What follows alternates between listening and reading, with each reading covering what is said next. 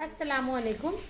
इस वीडियो में हम कहानी बुनना ये एक्टिविटी लेने वाले हैं। इसकी शुरुआत करेगा ये बच्चा। एक गांव था। उस गांव का नाम सुंदरनगर था। उस गांव में एक नदी थी जिसके ऊपर बहुत बड़ा पुल था। वो पुल बहुत खूबसूरत था। पुल के ऊपर से लोग आते जाते रहते थे। एक दफा नसीबा दादी पुल के ऊपर से जा रही थी। अचानक नसीबा दादी का पैर फिसल गया और वो गिर गई। वहाँ से एक लड़का गुजर। उसका नाम इरफान था। इरफान ने नसीमा दादी को देखा। इरफान ने नसीबा दादी को अपनी गाड़ी पे बैठाकर हॉस्पिटल पहुंचाया।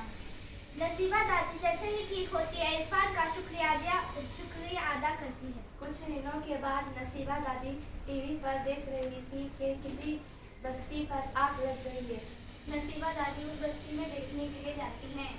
तो उन्हें ये मालूम होता है कि इसमें तो इरफान का भी घर है। तो उन्हें 110 नंबर पे फोन लगा के फायर ब्रिगेड को बुला देते हैं। तभी वहाँ पर फायर ब्रिगेड आ जाती है और उस बस्ती में आग लगी हुई उसको बुझा देती है।